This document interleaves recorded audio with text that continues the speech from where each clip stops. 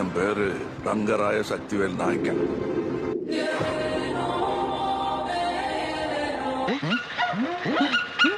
എങ്ങനെയുണ്ട് എന്റെ idea? Thug life എന്ന മൂവി കണ്ടിരിക്കുകയാണ്. ഗംഭീര സിനിമയാണ്. ഒരു പാൻ ഇന്ത്യ മൂവി തന്നെയാണ്. സാറിന് ടോയ്ലറ്റ് പോകാൻ പറ്റുന്നുണ്ടോ? ഫേസ് വല്ലാണ്ടിരിക്കണം. എല്ലാവരും പോയി കാണണം. അത് കണ്ടില്ലെങ്കിൽ നിങ്ങൾ ഭയങ്കര നഷ്ടമായി പോകും. അത്ര ഗംഭീര പടമാണ്. എന്നെ തേച്ചതാണല്ലേ?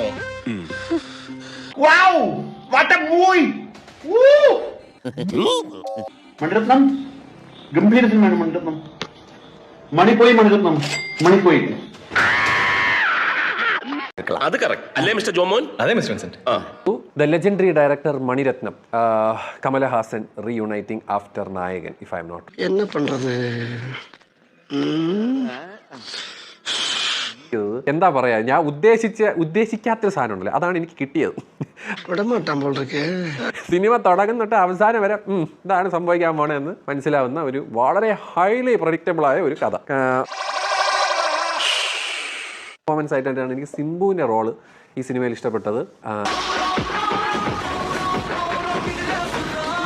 വിൺമിഴി നായക എന്ന് പറഞ്ഞ പാട്ടുണ്ടല്ലോ, എൻ്റെ പൊന്നു. ആ ട്രെയിലറിലും ടീസറിലൊക്കെ കാണിച്ച സാധനം എവിടെയാണ് അത്? എന്ത് രസമായിരുന്നത്.